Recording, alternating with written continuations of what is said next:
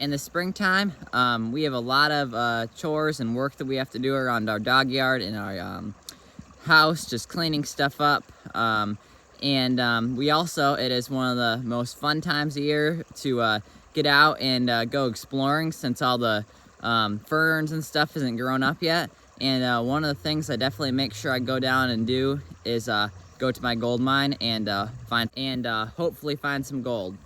So that's what I'm doing today. I'm heading down on a short walk from our house down to my gold mine, and I'm gonna move some overburden and topsoil out of the way, so later on the season I can dig pay dirt out of there and hopefully get some gold.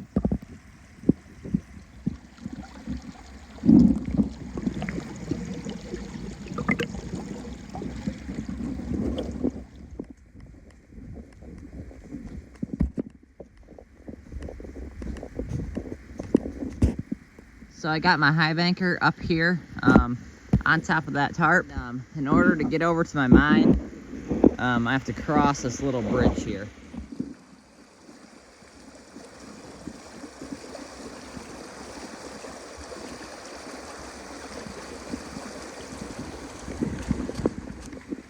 Made it across.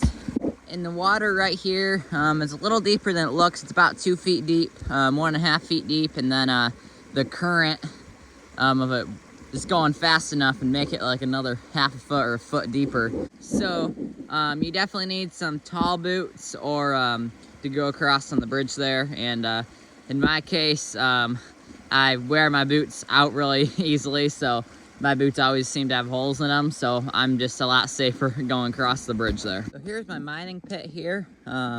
This section I just opened up last fall in here, and over here is the main pit. Usually from the top down to the bottom, it's about 5.5 feet deep or so. So you can see there's a lot of water in there, but I'm pretty bummed because there's like 2 feet of settlement probably that got fell off the sides, and it's now in the bottom of the hole. So that's kind of a pain, but oh well, happens every year. I'll get it dug back out. Here's the creek over here.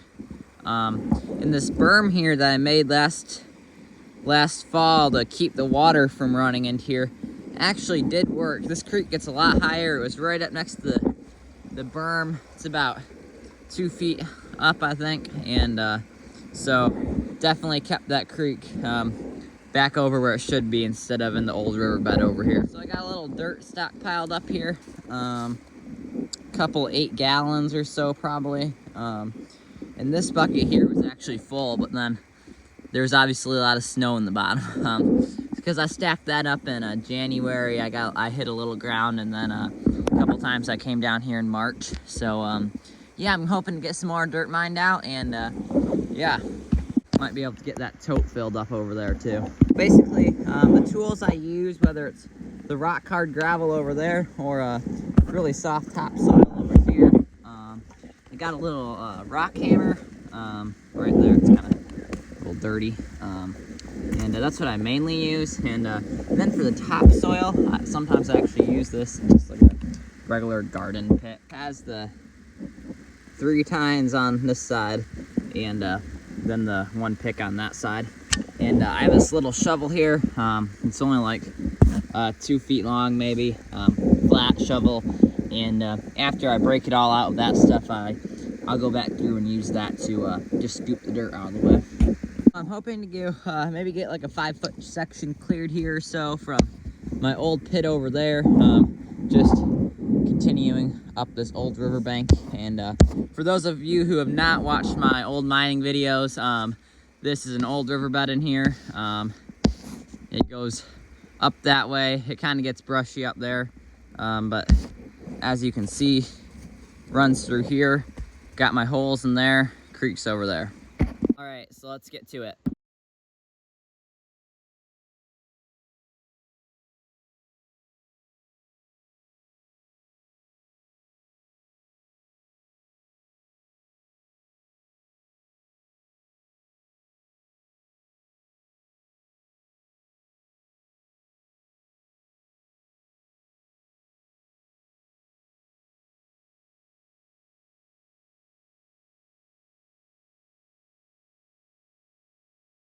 So as you can see, This ground is still definitely not soft.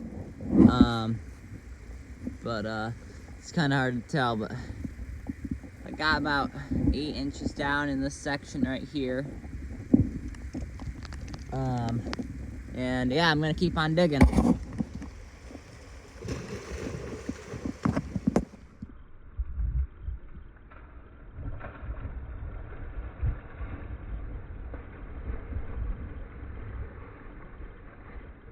So there's a fire that came through this area sometime between the 1950s and the 1970s.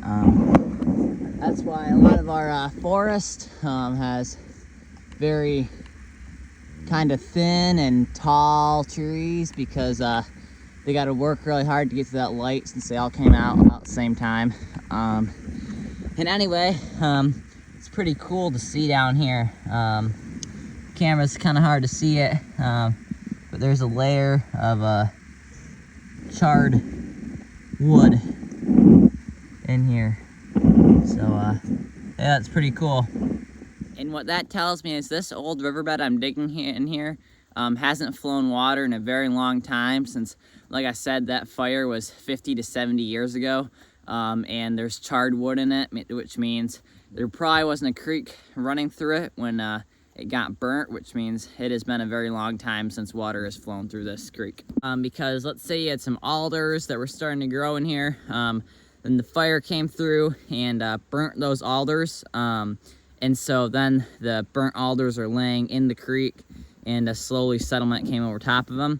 And I don't think that if there was water flowing in here, we would see charred wood, because that would have all been just washed away.